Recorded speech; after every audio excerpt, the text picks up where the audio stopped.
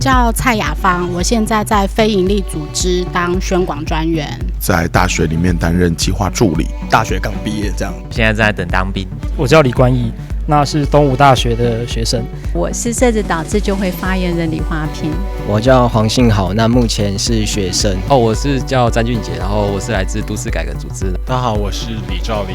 有时候看到像德国，他们可以租房租一辈子，我反而更向往就是住在像这样的一个地方。不喜欢住在都市，我是希望说以后跑去台东找一块田，住在那边生活。靠自己的财富累积的话，不会考虑买房子。这辈子不会有房子啦。政府有一个制度给我们那个权状啊，那为什么政府不能有一个制度保障我们去租？一直有想过，但这段路应该还蛮遥远的。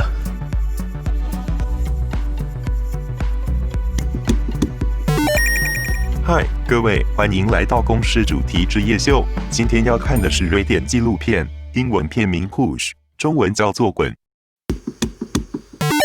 嗨，大家今天过得好吗？他嘴边不太好，只是跟长官说自己的梦想，以后想住台北市仁爱路，结果被我们组长秒回。你配了吗？你根本住不起。这部片子在讲联合国住房专员法哈奔走全世界，他发现伦敦、纽约、首尔等等大都市的房价租金飙到吓死人，而且没有人看过房东长什么样子。因为这些大楼的拥有者通通是怪物般的大财团。法哈认为住房是基本人权，买房子不能跟买黄金、买钻石一样，不应该被有钱人拿来炒作。法哈透过跨国串联，希望扭转居住权被财团绑架的命运。今天的与谈人有黄国昌律师，他娶了建商的女儿，但总是跟建商利益唱反调，强打居住正义法案。Sway 曾任职多家建商及代销公司，现任房市空头总司令，专是踢爆黑心建商伎俩。范琪斐记者出身，住过4个国际大城市，为了要不要在纽约买房子的事，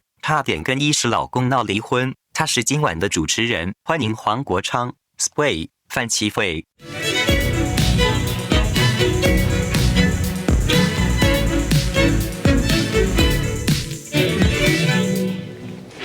嘿，大家好，我是范琪斐啊。那我来先介绍一下今天来的来宾好了啊，这位是黄国昌律师啊，现在不能叫你委员了哈。其实叫我国昌就好。国昌，各位观众朋友大家好。好了，这位是 Sway 啊，那是网红作家，名嘴，随便爽快。好，那另外还有那个我们在场还有9位公民啊。那我想大家挥挥手好了，打个招呼。OK， 刚刚插嘴边讲的啊，我们今天的主题就是这部纪录片嘛啊，它这个纪录片呢，这个名字也很简单，就叫做 Push。那中文翻译很简单，就叫滚。OK， 然后它这个片里面呢，常会听到一句话，就是 get a push， 意思就是呢，叫你滚啊，因为通常就是因为这个房价很高，租不起了。我刚刚那个插嘴边讲的是那个是真的，就是说我跟我老公真的为了买房子的事情，真的差一点弄到离婚，这是真的。因为那时候在2009年的时候，就是金融危机嘛，然后我就想说这个时候是很好入市的时候，那我就觉得我们这个也结婚蛮久了，所以我就说我们买个房子吧。结果我老公那个时候他已经都有50岁的人了，而且他职业是医生。他一听到那个在纽约买房子，他要背上百万美金的贷款，他马上就跟我翻脸，他就说这个他没有办法负担。所以我可以理解说，背房贷这件事情，其实对很多人来讲是一个很大的压力。这样子，你现在住哪里？我现在住在新北市的汐止，但是那个房子是我父亲大概40年前的时候，他自己盖的一个透天厝。OK。那我从国外留学回来以后，我有短暂在高雄就业过。OK。那回来台北中央研究院任职，因为中研院在台北市的南港，所以我就从2006年那个时候回来台北工作，就一直跟父母住在汐止的房子到现在。OK， 如果没有跟父母住在一起，你觉得你自己买房子的话，你会不会跟我老公一样，就避兵这样？我觉得可能要看时间点。就是说我当初要回来台北任职的时候，我的确有考虑过在台北买房子。看到一栋还不错的，1400万。OK。那我算了一下，那个是多久以前的事情？2005、2006的事情。OK， 就10几年前这样子。OK。其实以他的那时候薪水，应该是买得起啦。是。中研院对，但是就是负担感觉会比较重啦。OK。那如果以今天的角度来讲的话，同样的一个标的物，应该已经是2倍以上的。OK。所以今天要我再去买同一个标的物的话，加上现在家里还有3个小朋友，对我来讲可能就没有办法承受了。OK。可是你岳父不是建商吗？你不能跟你岳父商量一下吗？这2回事啊。当初跟我太太结婚的时候，我也没有去管他的父亲在从事什么工作。那个是他的 business， 他的事业。那他作为一个商人，在商场上面有他们自己商场上面的逻辑。那对我来讲，我的任务、我的责任，就是我的太太、我的小孩跟我的父母。所以事实上是没有朝向您刚刚所想的那个方向。不过就是你在当立委的时候，而且你做了很多有关居住正义方面的事情嘛，然后这个跟你的岳父的 interest 难道没有矛盾的地方吗？严重的冲突嘛，是吧？哈，像我的岳父，他其实跟我的政治立场差距蛮大的。All right。所以刚开始我跟我太太在一起的时候，他其实不是那么喜欢我。他刚刚明明跟我讲的时候是说他岳父很讨厌他，对，现在还是讨厌啊。他刚刚明明讲的时候是有好好，然后继续，然后呢？但是隔了一段时间了以后，他开始慢慢了解我们在做的事情 ，OK， 他就慢慢的可以理解，可以接受 ，OK， 所以现在有比较好了。现在关系是不错，可是你不能从你岳父那边知道一些建商的眉眉角角嘛？然后对于你在将来去对付别的建商的时候，其实没有住在一起的关系是最好的。OK， 所以他们现在能够和平相处。没有住在一起，就当年没有接受你的建议，说给岳父的一栋房子住下来，那就完蛋了噻，就不一样，就不呀。好，然后我们就来看看Sway好了啦。你住哪里？然后你住板桥。你住板桥。我住板桥。对，那我听说你以前住在台北市。我们小时候是在台北市，其实我的籍贯，我出生地是台北市，我的身份证上面写台北市。可是我那时候记得父母亲说啦，2、3岁的时候住在很大的房子，因为就是家族很多人，然后后来要盖马路了，就把我们家拆了。然后就给你一笔拆迁费。那本来在哪里？我们可以知道一下。大同区。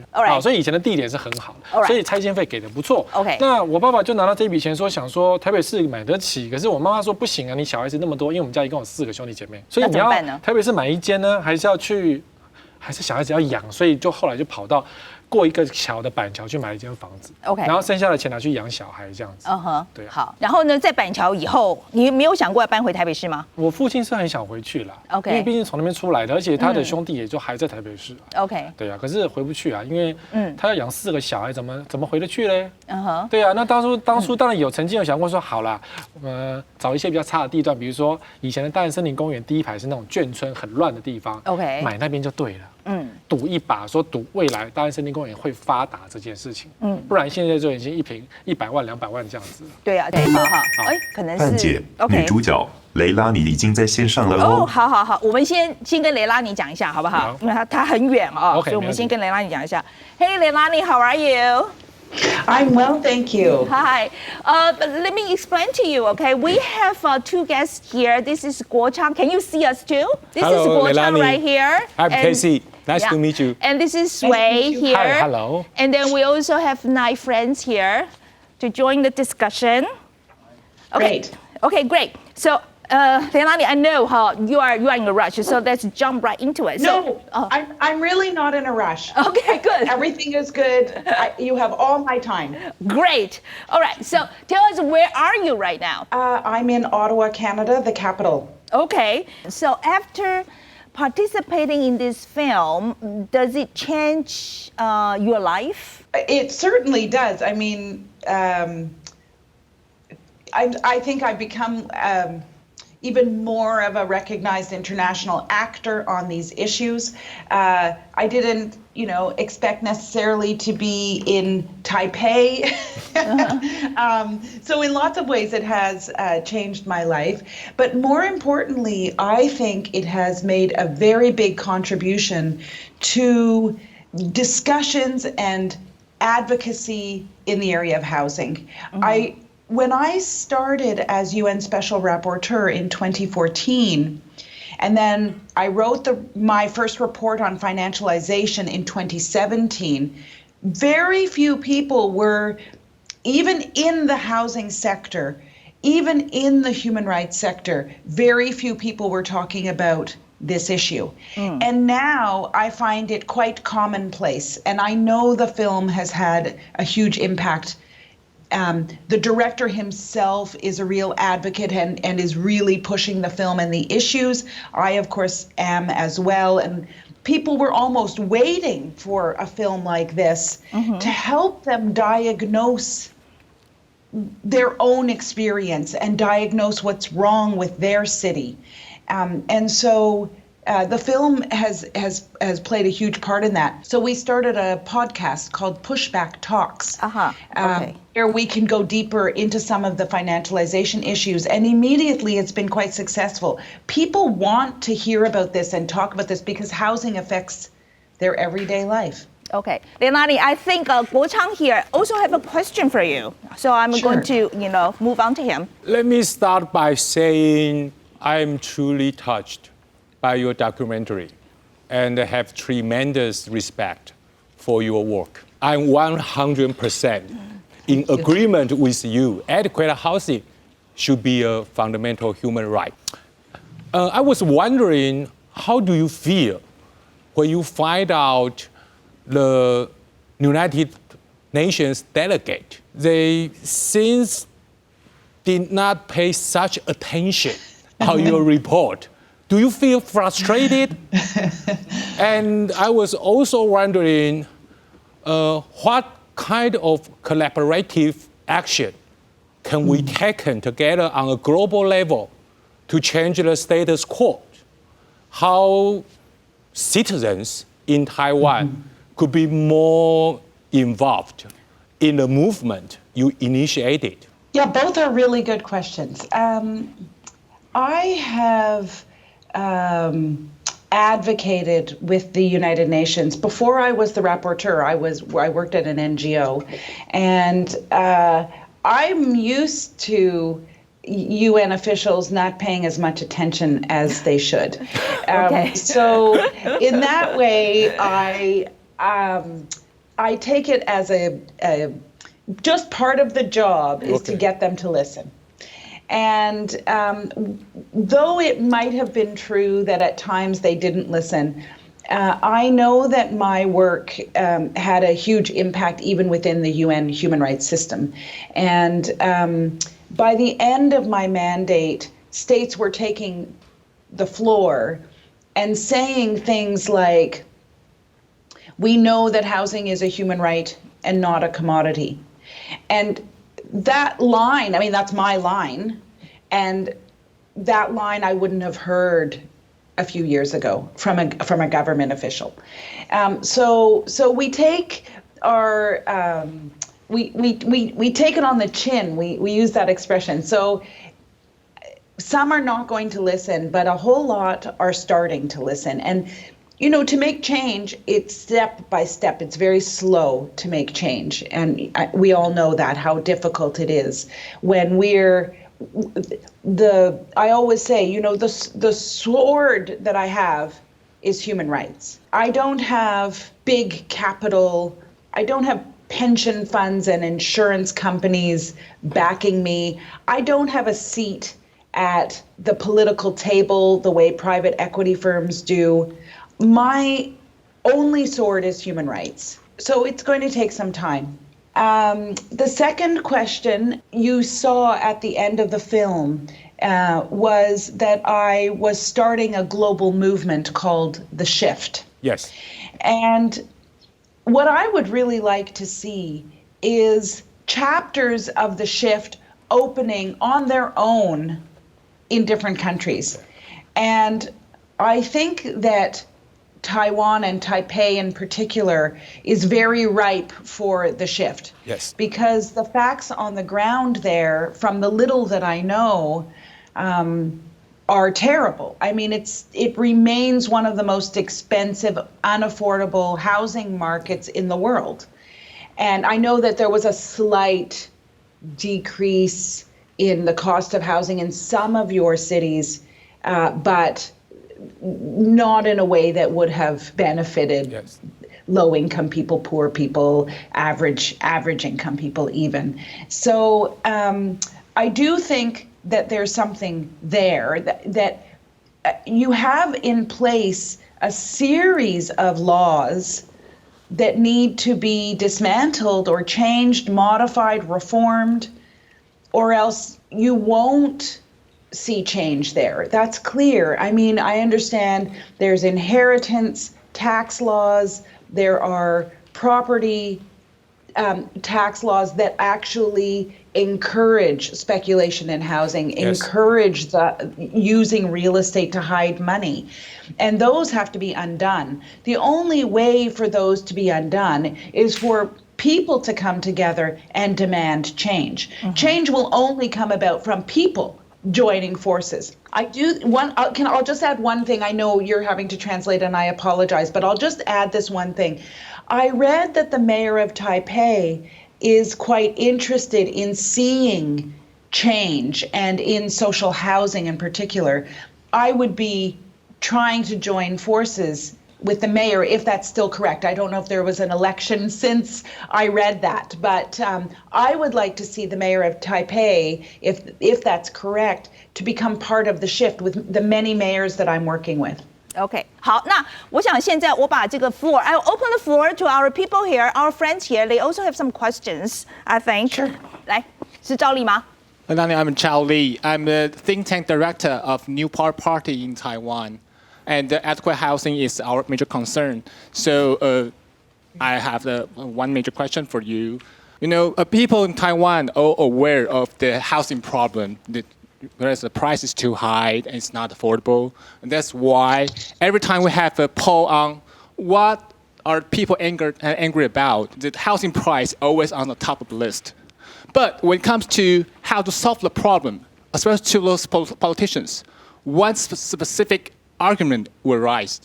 That is the housing and the housing market and the real estate industry is the boost or the engine of the economy.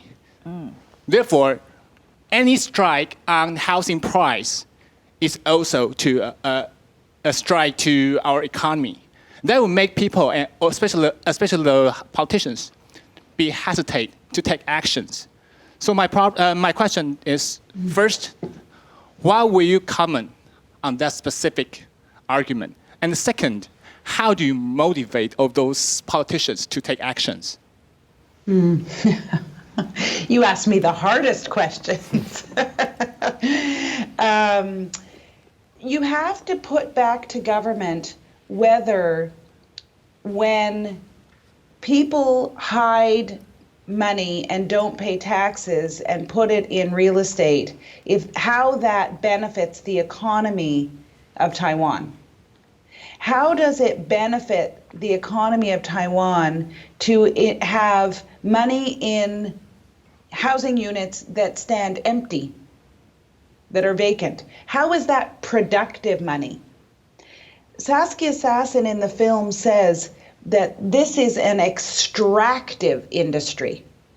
And I would be using that language and that understanding to counter government arguments that it's bad for the economy if we try to regulate housing.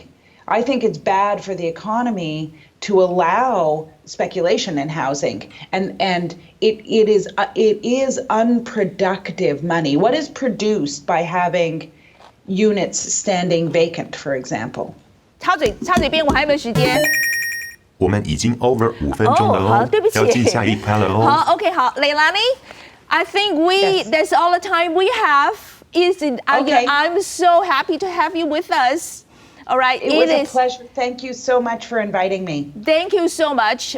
We hope that we could have more conversation like this with you in the future. Yes, please. And those of you who are advocates, please go to maketheshift.org. Get in touch with us. We would really like to see if we could get the mayor of Taipei on board with the shift. That could help your efforts to ensure access to adequate, affordable housing for people in Taiwan, and Taipei in particular. So please be in touch. Yes. I'm just home because I can go nowhere. All right. Thank you so much. Thank you. Thank you. Thank you. Bye. Bye. 那我们接下来就要谈一谈这个都市居住问题啊。国昌老师带了一张图表，房价所得比可以解释一下吗？是，好，我们现在马上进来就是要讲这个都市居住问题跟解决方案嘛，哈。那这个囤房税啊，我这个请国昌，这个是你提供的嘛，对不对？这张表是，对，好了，你跟我们解释一下这个表，然后解释一下什么是囤房税好了。我先从这个表开始讲这个表有2条线 ，OK， 淡黄色偏橘色的这个是台湾作为一个全国的房价所得比。好，那上面那条呢，比较深色的黑咖啡色的那条线 ，OK， 是台北市。台北市从2002年的6.02一路攀升到2015年的时候到15.91。你说15.91年不吃不喝啊？对，可以在台北买到一个中位数的房子。OK， 好，那到了2015年的时候，到历史的高点已经到15.91了。OK， 那后来有稍微稳定，甚至掉下来一点，到2018年的时候14.2015年的时候是最高的。是，那大家当然在看 Push 这个片的时候 ，OK， 其实他所描述的现象，台北作为亚洲一个重要的城市，其实也活生生的在这10几年当中不断的上演。OK， 台湾囤房的定义，事实上在世界各国当中算是标准最宽松的，因为我们会讲到囤房这个概念的时候，是第4户了。Alright， 那等于是说，第4户才开始啊？对，你有4个房子吗？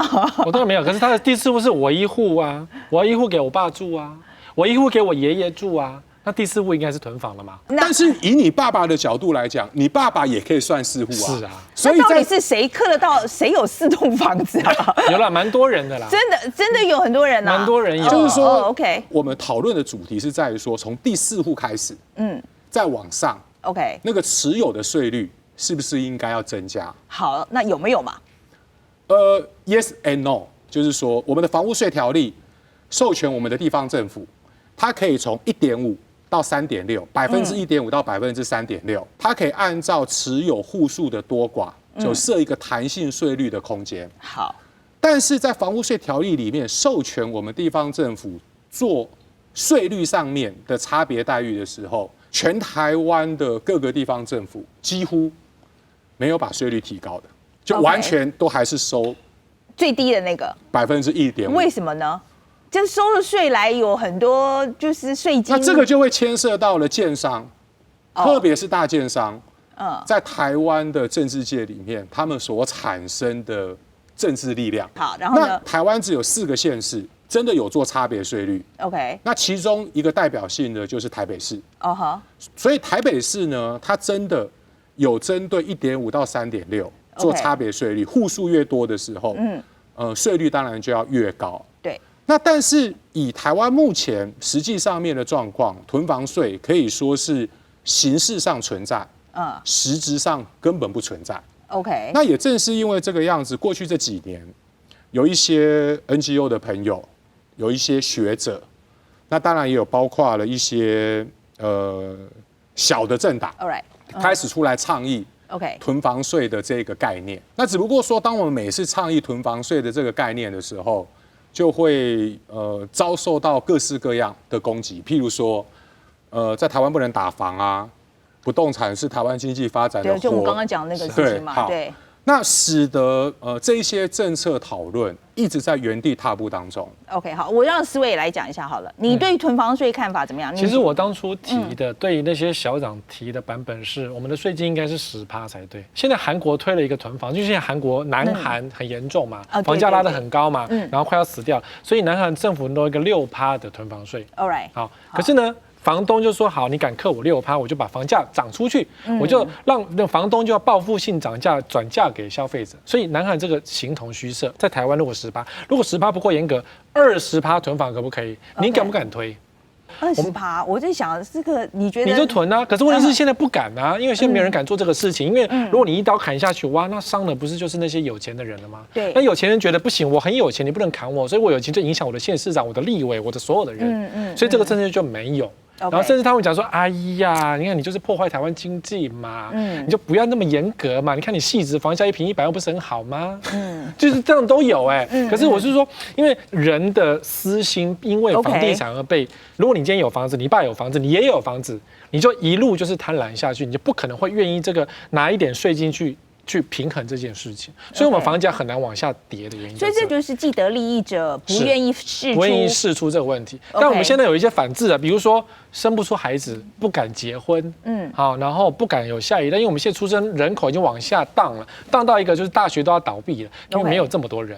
那个就是因为高房价的关系，害大家不敢生、不敢结婚、不敢养小孩，只能靠这个东西去很卑微的说啊，拜托你政府管一下吧。可是问题是说，我记得好像内政部有讲说，囤房税没有办法解决空屋。不，内政部不敢讲实话。对他不是，他就说台北市实施囤房税对空屋税率影响不显著。是因为如果说是3.6的税率，的确是不显著，但如果是36%的话，就非常显著。OK， 好，那我懂你意思了。我们有这个税制，就是也提不上去。然后呢，因为这个政商压力对于是说装聋作哑这样子。好吧，那请这个大家分享一下好了。来，舒璇来。2位老师好。那台湾的这个意识形态就是俨然在讲说，我们居住权是必须跟所有权绑在一起的。那你要有证明自己有能力居住在这个城市，那你买一栋房子，那是你证明自己的方式。如果你做不到的话，你就滚出这个城市。我觉得它是一个深耕于台湾的高房屋，应该说台湾本身的高房屋持有率的情况下来看，像我自己的亲戚，他也是很喜欢透过买房子来投资。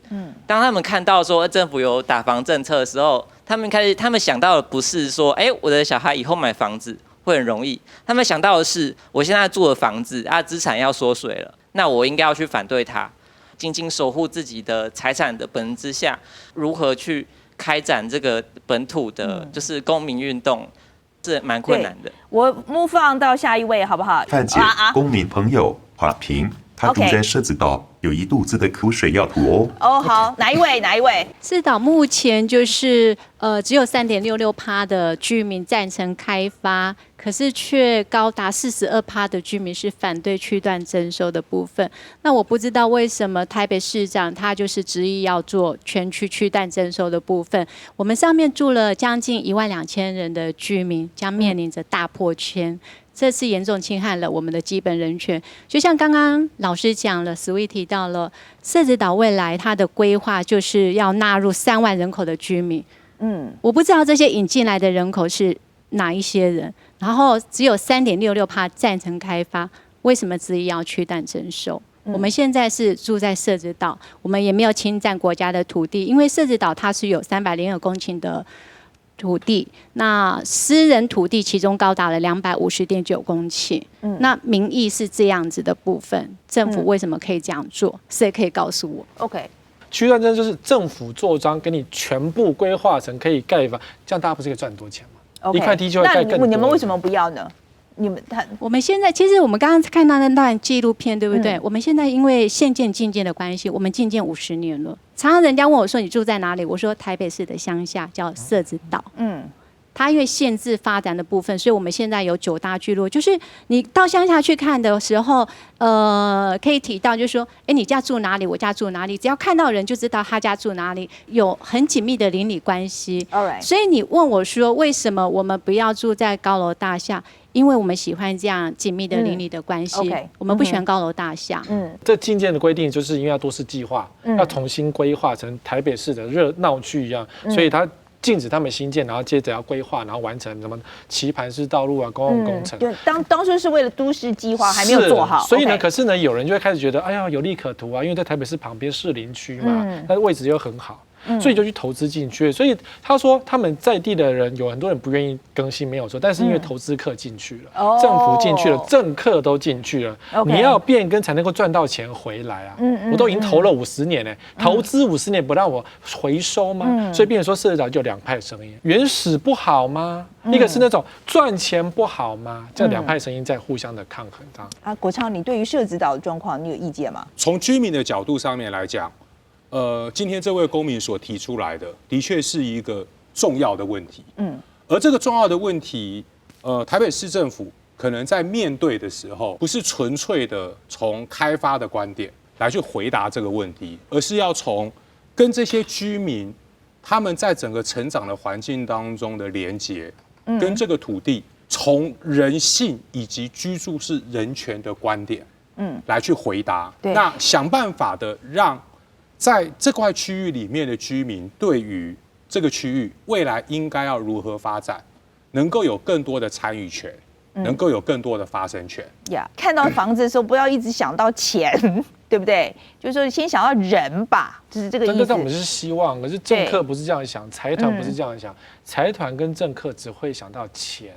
我move on到下一位好不好？于燕是不是？我有没有念错？雨燕，雨燕，好来。就是因为我是住在中部哈，所以那我时常去台中，那其实就会看到说，光是广告啊，就是几期的房子，好，那其实很多都是市地重划案件。好，那我本身其实也有在关注一些就是关于土地开发的一些案件，哈，他们就是透过财团啊，然后以及说政府哈，他们都透过就是这样的开发，那其实可以得到蛮多的财源。前几年我比较在参与的一个公民运动哈，就是大关社区的抗争哈。那其实像这样的非正式住居，它有它的历史脉络哈。其实在过去的一些住宅政策不足的问题，导致这些人民他必须就是他没有什么钱嘛，好，他没有什么资产，那他只身上来台北工作，他就只能会选择这种没有法律保障，但是很低廉的建物来居住。那回到就是政府，他在实务上他没有这些既有的法律政策来支持的时候，那他只能透过现有的法律，就是居住政策来处理的时候，其实是往往是不够的。像我们在处理大关社区的时候，政府丢出租金补贴、包租代管，好，甚至就是说找一些很基层的官员哈，基层的公务人员来帮我们申请一些补助，可是其实那个对于一个人，他从原本他生长的环境到搬到其他地方，其实是非常大的一个折磨，而且是非常大的一个剥夺。可是我们却看到这样子的国家却利用这样的土地，它不断的就是忽略了这样的历史脉络，或是说一些政策脉络，然后去清理这些国有土地，清理这样的公有土地，然后来炒作。其实穷人就会变得沦落到更边缘的地方去。我move on到下一位好不好？就像刚刚语言讲的，就是大关社区其实很多都是只身上来台北打拼的一些人，那他们为了要能够可以在台北安身立命，所以他们选了很多的这种违法的，是那种很便宜廉价的非正式住居。那其实像这样的一个小住居，他们其实在当时我在大关里面的时候，居民之间的这些关系，反而更能去强化彼此之间的照应。尤其是当他们都会接近在贫穷线以下，可能会落入街头，这样的一个安全网反而更显得重要。但是从大关社区这样的一个案子里面，我们却看到就是他就是还是一样被政府硬生生的把它扯散，把它扯得烂烂的这样。好，来实价登录，我们直接进入实价登录好了。这是另外一个解决的可能性，对不对？好，那你先跟我们讲一下实价登录是什么，然后现在的情况是怎么样？有关这个实价登录这件事情，我们一个人一生当中可能买的最贵的东西，就是房子。对，没错。那因此，房屋价格资讯的公开透明，对于消费者来讲非常的重要。对啊，我们在美国是其实蛮透明的，其实中国也是透明的。对，我们去市政府一看一查都查得出来，香港这个房子卖多少钱，这个房子对前一手的交易价格多久以前是多少？没错，甚至他们的价格登录连租金，事实上都是蛮透明的，被规定要写进去。但是这件事情呢，在台湾推动的时候，却感觉到是阻力非常非常的大。为什么呢？你房子卖这个钱，为什么不愿意给人家知道呢？那在我们的整个政治运作当中，如果是执政党的行政院所推出来的法案，那执政党在国会里又多数，OK， 要通过这个法案应该是顺理成章，是啊，易如反掌，对，一点困难都没有。没错，立法院在审查的时候，排案审查的委员决定说，行政院的法案放在旁边，我们审立委自己所提出来的版本，就完全的没有实价登录。OK， 预售屋销售即时的资讯，也没有了。OK， 那这个价格的登录到底正确不正确，总是要有公权力在背后做查核。这个查核的设计也没有了。所以当初行政院所推出来的实价登录 2.0，那个法案里面有4个重点。实价登录，揭露到门牌。那第二个，预售屋价格的及时登录，以及政府的查核权，前面这3个通通都没有了，只剩下第4点。所谓第4点就是地政士，我们一般俗称的代书，去登录。那后来代书觉得说这不应该是我们的责任啊，这是买卖双方的责任。那买卖双方自己去登录。这个跟地政士没有关系，叫做免除地政士的责任。只有最后第4项，对于整个居住正义，对于整个房价的透明。比如说你买的这个房子，这一带大概只有告诉你1到30号。大概这是这一区，这个不对，那价钱正不正确呢？价钱正不正确是你登录多少就是多少，他写2000就是2000万，我说你可以写高也可以写低，看你有什么功用。可是为什么要写高或写低呢？我实在想不通。这个房子值1000万，对不对？对，有人没有钱，他卖800耶，所以那接下来下一个人想买就是用800就好啦。我卖的很便宜，我不想让人家知道啊，那这样我会少赚啊，我要继续赚钱啊。所以他不想那么清楚啊。所以你意思是说，现在房价这么高，其实是做出来的样子，有很多是做出来的。所以我估计大概有80%是造假啊，8%啊，8%是造假，然后甚至有些是整批建商卖房子卖完之后全部造假。因为那个房价登高，比如说800万成交，对不对？然后你拿登去1000万。你可以拿去做房屋贷款，搞到后来这个800都是银行贷款，他不用拿任何1毛现金，建商直接登的，所以就全部都造假。那你说我如果是里面的买方，我会自己说啊，对不起，我造假，没有，因为他的罚则是最高关3年嘛。谁买个房子关3年呢？可是因为是政府有查核权，他却不敢去改它，不敢去变清楚。好了，我想要在最后一个，他是讲到社会住宅 ，OK， 那个另外一个解决方式是社会住宅嘛 ，right？ 那个。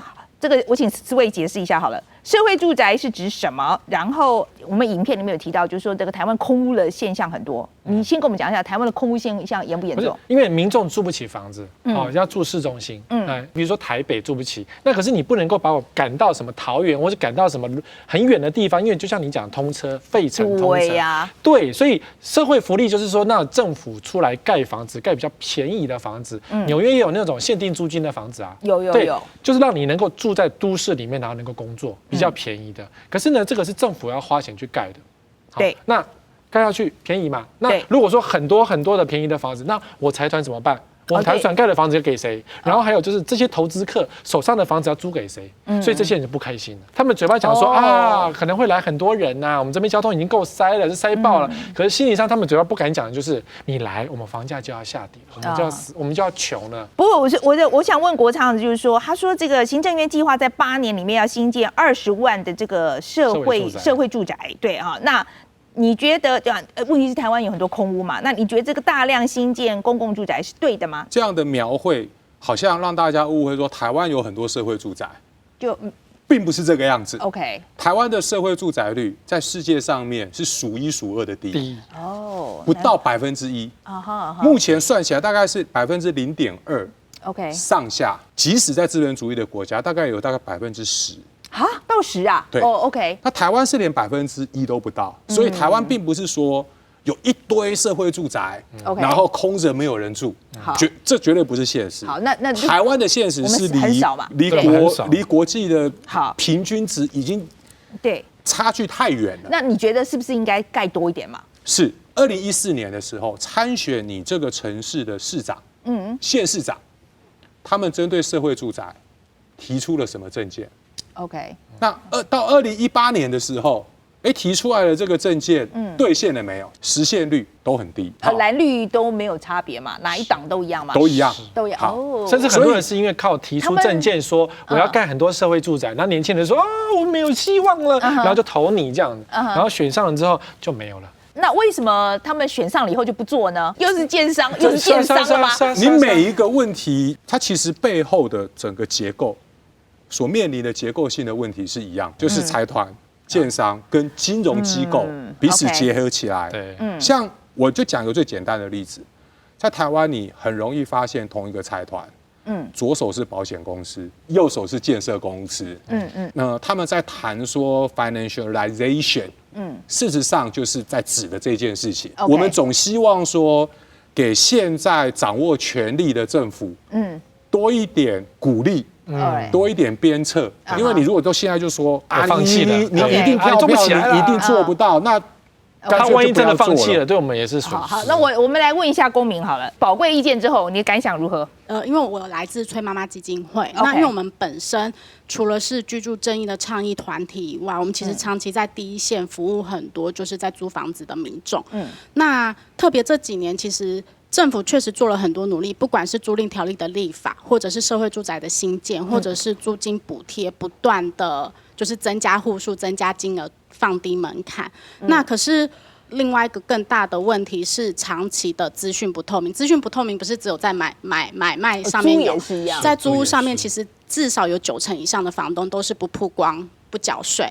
所以当今天你不管推租金补贴，或者是你推民间版的社会住宅，请房东进包租代管，政府给了很多的税负上的优惠，我房屋税减免你，我地价税减免你，我所得税减免你。可是对于房东来说，我本来就没有缴税，你的这些减免不是诱因，你其实根本是在变相查我税。OK， 我想待会再请2位回答哈。我先让大家有一点时间可以讲一下，好不好？主持人好，那我是庭硕，那大家很明显看出来我是一个障碍者。像我身边有非常多的朋友，我们是非常有热忱，我们就在乡村生活，他们的梦想就是住在台湾的乡间。那我就讲一个透明的故事好了。我最近呢就是搬到双溪，就在平溪瑞芳旁边嘛，然后我租了一个10坪的套房5000。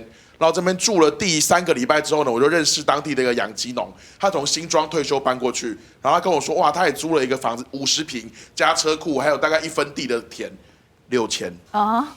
对，可是因为我是一个外地人，然后我很急，我在那边周末有一个工作做，所以我必须要找一个租房。在乡村地区的，不管是他的持份啊，不然找不到房东，或是房东一直永远都觉得我们这边要发达了，然后所以最后我就租到一个5000块的房子。对，好，来俊杰来。就是台湾，我们到底是讨论的是居住正义，对，还是居住运气？这样，对，因为我一直觉得我们讨论的都是运气，比如说像刚刚国昌老师他就会提说，因为我很幸运，因为我爸妈有房子。那另外一个就是，比如说我今天在租房子，然后我跟我人家说，我今天租了一个好房子，他会说，你运气好好哦。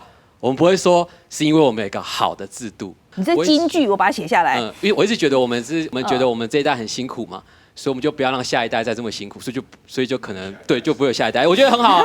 我一直觉得我们现在玩是一个，我一直有比喻，我们是玩一个大富翁的游戏。他们先来了之后买了之后，那后面的人呢？那你就是路过的嘛，那你就只能付租金。说多少钱？我说多少钱都多少钱啊？我要卖多少就卖多少嘛。你们就我也不知道你们怎么办这样子啊。所以我一直觉得这个对于台湾的接下来。其实并不是非常的好。我想这个问题待会我们有一点时间，我们在会后我请2位好好的回答你们。可是因为我最后我们必须要 wrap up 了就是我最后一个问题，其实我觉得这个东西蛮重要的哈。他就是说，目前如果考虑买房的朋友我希望你们大家提供点建议，你们2位。对我来说，我其实不太敢给现在要买房的人任何的建议因为我觉得那是一个人这一辈子里面，你会花最多钱去买的一个物品。我们在讨论这件事情的时候，或许可以把我们的目光放得更远一点，看到我们的下一代，让台湾现在扭曲的不动产市场所造成的资源错置，乃至于实际上不是在发展经济，而是在造成非常严重的国安问题，少子化，没有办法养育下一代，这些重要的政策面上面，我们能够有共善的观点 ，common good，我们来追求 common good， 着眼在我们下一代的发展上面，在政策上面能够愿意投入一些心力，即使缓慢，也要往良性的方向前进。看远一点。好，来Sway。好，就是如果你真的觉得说居住正义是一个很重要的，我们下一代是很重要，那你就应该把房子留给生活必需品。所以你现在想买房子呢，如果你有钱了，然后也需要了，就买。但是如果你有钱却不需要买房，你不想买第2栋，或是等房价下跌再买第2栋的投资行为的话，不要碰比较好。因为如果你碰任何，其实股市的获利比房市大很多。把房子留给生活必需品，我觉得是，如果你想要居住正义，你想要我们还有下一代的话，因为其实我们再过20年之后，我们都死了，没有下一代，好像再过40年就少了600万人口，所以人口会萎缩的非常非常的少，就像日本一样。这座房子还能值多少钱？答案是根本就不值钱。OK， 好，那今天非常谢谢大家的讨论啊。我想这边最后面我只讲一句话了啊，我希望说看到房子呢，先想到人，不要先想到钱啊。我觉得这个我想我们大家都同意吧啊。然后第二件事就是我想就像勒拉尼刚刚跟我们讲的，你想要改变现状，就是团结起来，不停的去创造对话。OK， 好，那我们今天就到此为止了，非常谢谢大家，谢谢，谢谢。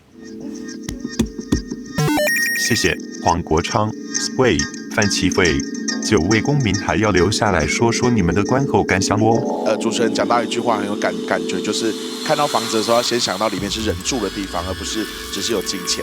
我们应该回归到房子或者是说这些建物它本身应该是给人们居住的一个地方。那希望我们的城市可以让住得更好、更有尊严。一座又一座美丽的公园把它盖起来的时候，它让我们的房价变得更漂亮了。但坐立在那个公园角落的那位游民，他就只想要找一个可以栖身的地方。希望租屋的市场可以总有一天得到改善，让我们不用担心因为不安稳的租屋环境，然后必须要10几20年不吃不喝，然后都要去背下一栋房子。我们的改革是为了大家好，对，然后不能因为你个人的利益拖累了我们下一代。那可以好好思考说，我们这一代可以怎么面对这个问题。